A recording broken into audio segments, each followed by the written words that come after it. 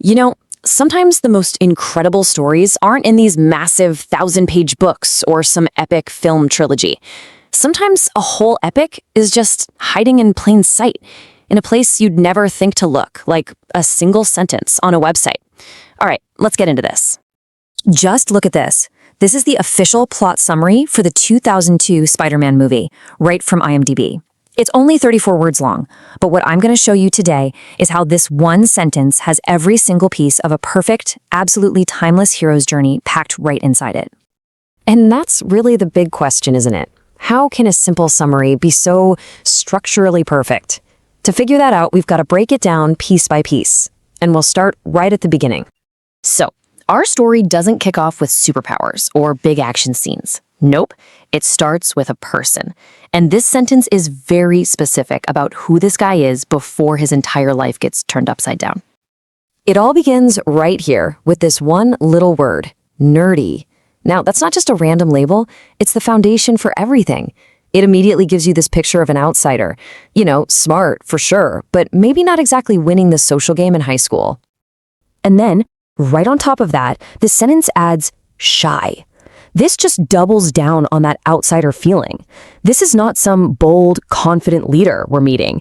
This is someone who actively tries to avoid the spotlight, which makes where he's headed even more amazing.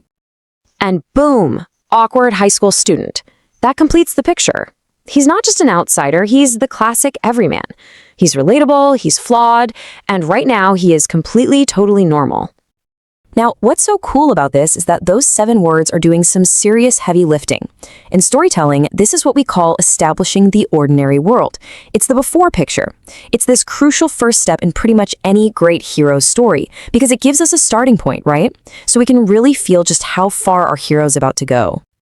So why does this beginning work so darn well? Well, for one, it makes the character instantly relatable.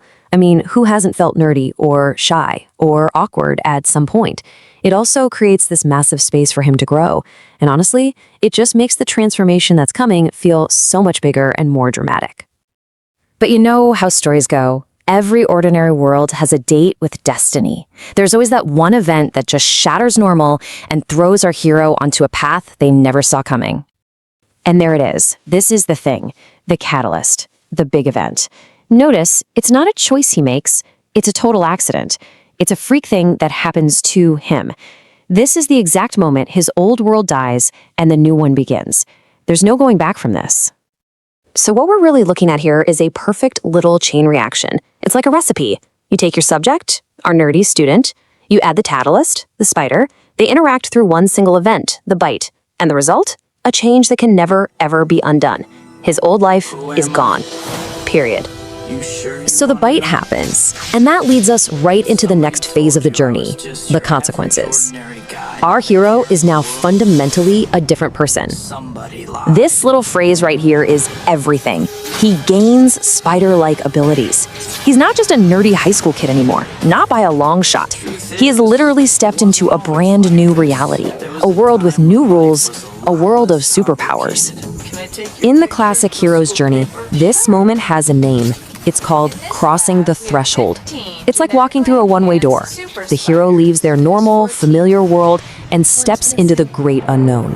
By getting these powers, Peter Parker can never go back to being that awkward kid in the hallway.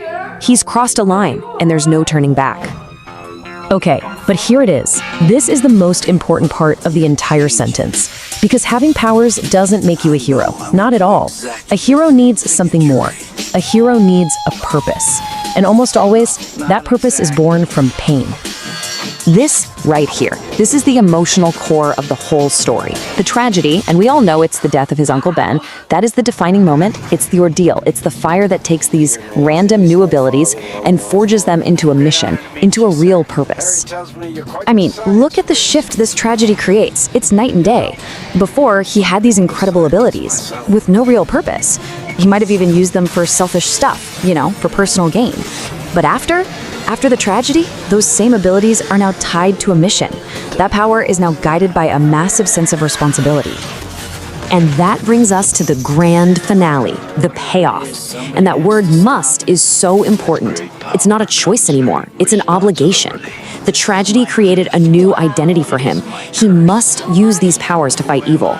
The transformation is complete. He's gone from a kid with powers to a true superhero. So, what do we found here? It's actually a pretty simple but incredibly powerful formula. You start with a relatable everyman, you hit him with an unstoppable catalyst, you forge him in the fire of a defining tragedy, and you give him a noble purpose. That's it. That's the engine of the hero's journey, all tucked away in this one little sentence. Let's just look at it one more time. It's not just a summary anymore, is it? It's a blueprint. It's a perfectly built, emotionally powerful story that tells a complete tale of transformation, from beginning to middle to end. Amazing. The crazy thing is, once you see this structure, you start to see it absolutely everywhere. So, I have a question for you. What other one-sentence summaries out there contain an entire epic? Next time you're scrolling through a movie site, pay close attention to those little descriptions. You might just find another perfect story hiding in plain sight.